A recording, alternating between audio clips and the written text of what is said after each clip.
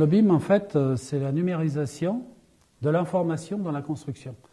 C'est une nouvelle façon d'aborder le travail, les chantiers, l'approche, la commande, qui va permettre aux entreprises, dès le début, et tous ceux qui sont dans l'acte de construire, dès le début, d'avoir un déroulement de l'activité, en connaissant le fonctionnement, les résultats, le suivi, l'entretien.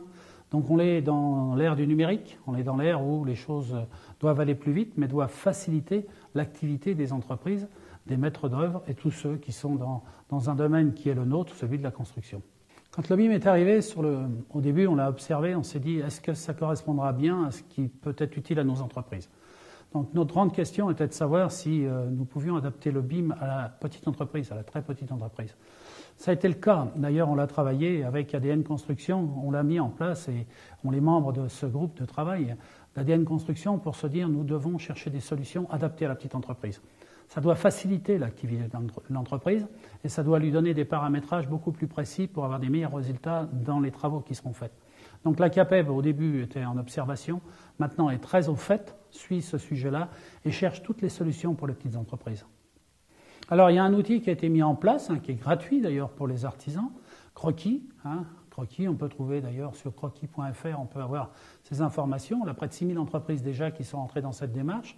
Ça veut dire que cet outil s'est adapté et c'est à nous, avec les partenaires, justement avec ADN Construction et tous nos partenaires, de chercher les meilleures conditions pour arriver à cela.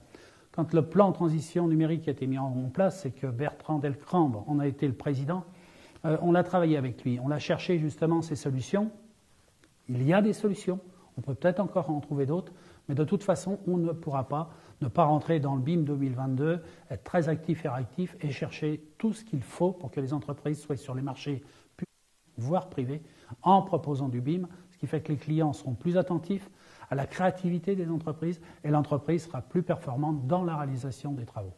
À partir du moment où il fallait qu'on communique un peu plus que ce qui se faisait, parce que Croquis c'était le démarrage, c'était un peu les lancements, il a fallu que nous on trouve des solutions pour être encore plus incitatifs. Et certains départements ont créé des sections BIM, ont développé le BIM, et il faut aller dans cette démarche, et c'est le but de la CAPEB, avec ADN Construction, d'essayer de trouver encore des solutions mieux adaptées. Il faut que ça soit d'un coût raisonnable, mais surtout très adapté à nos entreprises. Et cela, jusqu'à présent et au début de la mise en place, rien n'était évident de trouver des solutions pour nos petites entreprises.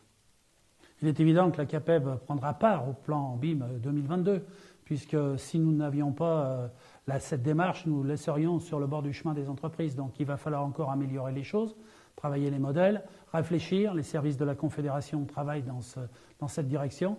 Et puis, fort des expérimentations qui ont été faites, fort de ce qu'il se fait à d'autres endroits, eh bien, on va amplifier, passer à 2022. Ce n'est pas seulement un objectif, mais ça doit être une réussite dans le cadre du BIM. Ce que l'on peut souhaiter, et ce que je souhaite au plan BIM 2022, c'est une pleine réussite.